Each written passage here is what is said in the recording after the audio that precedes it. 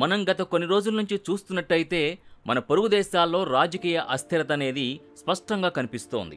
భారత్ యొక్క పొరుగు దేశాలైన నేపాల్, భూటాన్, బంగ్లాదేశ్, బలోచిస్తాన్, మయన్మార్ ఈ దేశాల్లో పూర్తిగా రాజకీయ అస్థిరత అనేది స్పష్టంగా కనిపిస్తోంది. భారత్ యొక్క ఇంకొక పొరుగు దేశం గురించి చాలా తక్కువగా చర్చ నడుస్తోంది. అక్కడ ఇంకో లెవెల్లో సమస్య అనేది ఉంది. ఇప్పటిదాకా మనం మాట్లాడుకుంటున్న దేశం పేరు టిబెట్. టిబెట్కి సంబంధించి భారత్ ఒక భారీ ప్లాన్ని రెడీ చేస్తోంది. భారత్ భారీ ప్లాన్తో ముందడుగు వేయడం అన్నది ఇప్పుడు చైనాకు కంటగింపుగా మారింది. అయితే దీని విషయమై చైనా ఇప్పటివరకు స్పందించినప్పటికీ భారత్ వైపు కన్నెర చేసి చూస్తోంది.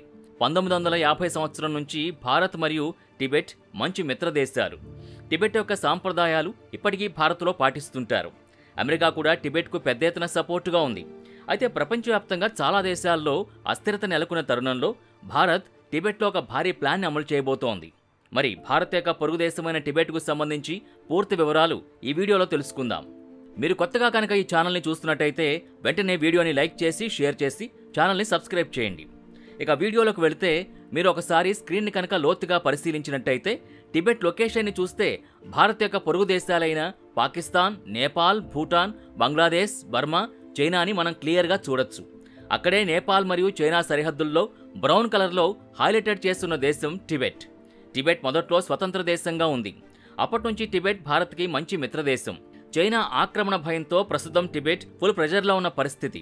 చైనా ఆక్రమణ బుద్ధిని టిబెట్ పైన పెద్ద ఎత్తున చూపెడుతున్న పరిస్థితిలో భారత్ టిబెట్కి ఒక పెద్ద గోడలా నిలబడి టిబెట్ని కాపాడుతోంది. టిబెట్ భారత్ అత్యంత ఎక్కువ కిలోమీటర్ల బోర్డర్ని షేర్ చేసుకుంటుంది. మీకు కనుక గుర్తున్నట్టయితే 1950 సంవత్సరంలో భారత్కి అప్పుడప్పుడే స్వాతంత్రం వచ్చిన రోజుల్లో ఆ సమయంలో భారత రాజ్యాంగం పూర్తి స్థాయిలో అందుబాటులోకి వచ్చిన తర్వాత పొరుగు దేశాలతో మిత్రత్వం ఉండేలా తమ విధానాలు ఎంచుకుంది.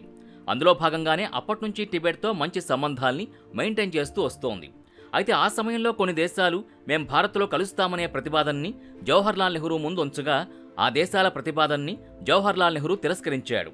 ఇదే అదనుగా భావించి చైనా తన సైనికుల్ని టిబెట్ వైపు వెళ్లమని చెప్పి టిబెట్ని తన సైనికులతో కలిసి కొంత భాగాన్ని ఆక్రమించుకున్న పరిస్థితి. అయితే టిబెట్ ఆధ్యాత్మిక గురువు దలైలామా చైనాకు సహకరించడంతో చైనా చాలా సులభంగా టిబెట్ని ఆక్రమించింది.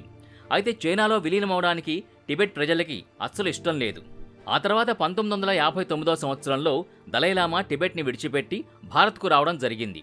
దలైలామాతో పాటు వేల మంది టిబెటన్లు భారత్కు శరణార్థులుగా వచ్చారు.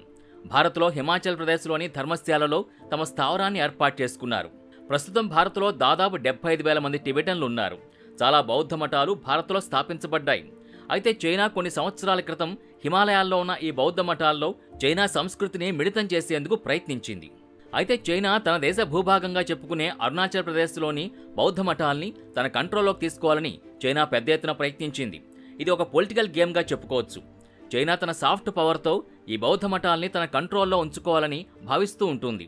ఇప్పటికే శ్రీలంక, మయన్మార్, నేపాల్ దేశాల్లో చైనా బౌద్ధ మఠాలు వాటి అవసరాల కోసం డబ్బులు ఇస్తూ ఉంటుంది. ఇందుకు కారణం చైనా బౌద్ధ ధర్మానికి సెంటర్ అని పరోక్షంగా చెప్పడానికి ప్రయత్నిస్తోంది. అయితే అసలు బౌద్ధ ధర్మం పుట్టిందే భారత్లో. అయితే చైనా తన సాఫ్ట్ పవర్ని ఉపయోగించి టిబెట్లోని బౌద్ధ మతాలకి నిధులు అందించి తన కంట్రోల్లోకి తెచ్చుకుంది. అయితే వీటన్నింటి మధ్యలో భారత్ ఒక కొత్త అవకాశాన్ని సృష్టించుకుంది. ఈ సాఫ్ట్ పవర్ అన్నది ఇక నుంచి చైనాకు వ్యతిరేకంగా మారనుంది. మనిప్పుడు టిబెట్ ప్రజలకి ఇండియన్ ఎడ్యుకేషన్ సిస్టమ్ని పరిచయం చేసి టిబెట్ ప్రజల్ని విద్యావంతులుగా తయారు చేయడం అనే దాని గురించి మాట్లాడుకుందాం. అయితే భారత్ హిమాలయాల్లో చైనా ప్రభావం కలిగి ఉన్న బౌద్ధ మఠాల్లో ఇండియన్ ఎడ్యుకేషన్ సిస్టంలోని సబ్జెక్టులని బోధించే విషయంలో కీలక ముందడుగు వేసింది. భారత్ హిమాలయాల్లో ఉన్న దాదాపు 600 బౌద్ధ మఠాల కోసం ఒక స్కూల్ని స్థాపించింది. హిమాచల్ ప్రదేశ్, ఉత్తరాఖండ్, సిక్కిం, కేంద్రపాలిత ప్రాంతాలైన జమ్మూ కాశ్మీర్ మరియు లడఖ్లో ఉన్న ఈ 600 బౌద్ధ మఠాల్లో యూనిఫామ్ కరికులంని ఇంట్రడ్యూస్ చేసింది.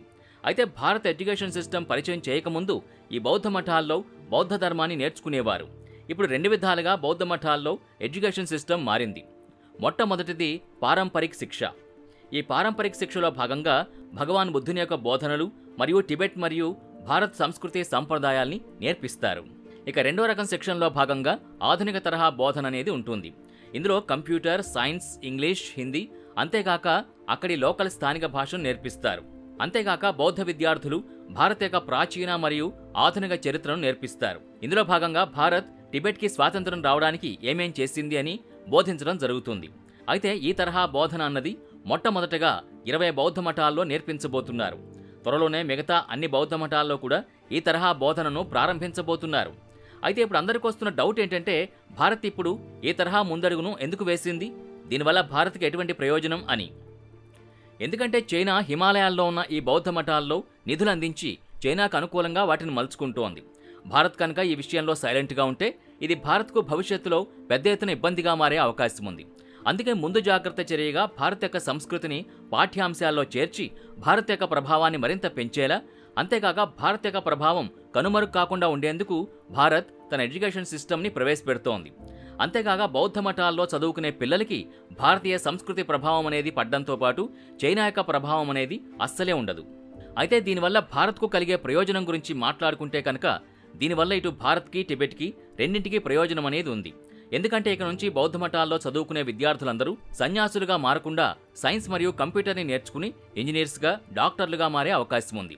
అంతేకాక అలా చదువుకున్న వారికి భారత్లో ఉద్యోగ అవకాశాలు కూడా దొరికే అవకాశం ఉంది.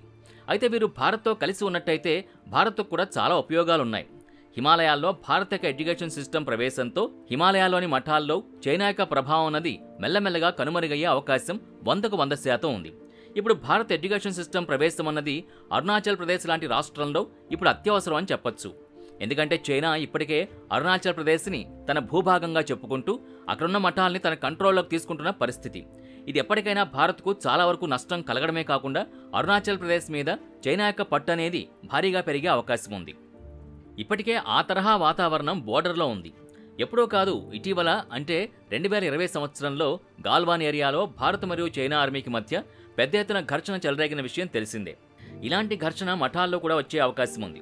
అందుకే ముందు జాగ్రత్త చర్యగా భారత్ యొక్క సంస్కృతి సాంప్రదాయాల్ని ఎడ్యుకేషన్ సిస్టంలో చేర్చి చైనాకు పరోక్షంగా చెక్ పెడుతోంది. అంతేకాక ఈ మఠాలన్నీ భారత్కి బోర్డర్లో ఉన్నాయి. బోర్డర్ని సురక్షితంగా ఉంచుకోవాలంటే ఈ తరహా నిర్ణయాలు తప్పక తీసుకోవాల్సిన పరిస్థితి. లేకుంటే భవిష్యత్తులో వీరిని భారత్ వైపు ఉసిగొల్పే అవకాశం ఉంది. యూరోపియన్ యూనియన్కి టిబెట్లో చైనా వేలు పెట్టడంపై నిర్ణయం తీసుకోవాలని రిప్రజెంటేషన్ ఇచ్చిన పరిస్థితి. అయితే అమెరికా టిబెట్కు ఎప్పటినుంచో తన సపోర్ట్ అందిస్తోంది. టిబెట్ స్వాతంత్రం కోసం ఇప్పటికే పలుమార్లు తన వాయిస్ని వినిపించింది. ఒకవేళ టిబెట్ ప్రజల్ని కనుక చైనా ఇబ్బంది పెట్టడం మొదలు పెడితే అమెరికా లాంటి మిగతా దేశాల నుంచి టిబెట్కు పెద్ద ఎత్తున సపోర్ట్ లభించనుంది. బార్డర్లో ఉన్న వారందరూ భారతీయ సంస్కృతికి ప్రభావం అయి ఉంటారు కాబట్టి చైనాకు పర్మనెంట్గా చెక్ పెట్టే అవకాశం ఉంది. ఇది భారత్కు దీర్ఘకాలికంగా ప్రయోజనం చేయనుంది. అయితే భారత్ తీసుకున్న స్టెప్కు సంబంధించి చైనా ఇంకా స్పందించలేదు. మరి భారత్ తీసుకున్న ఈ నిర్ణయాన్ని మీరు సమర్థిస్తున్నారా, వ్యతిరేకిస్తున్నారా? మీ అభిప్రాయాన్ని కామెంట్ బాక్స్లో కామెంట్ రూపంలో తెలియచేయండి. ఇది ఇవాల్టి వీడియో. మరో ఇంట్రెస్టింగ్ వీడియోతో మళ్ళీ కలుద్దాం.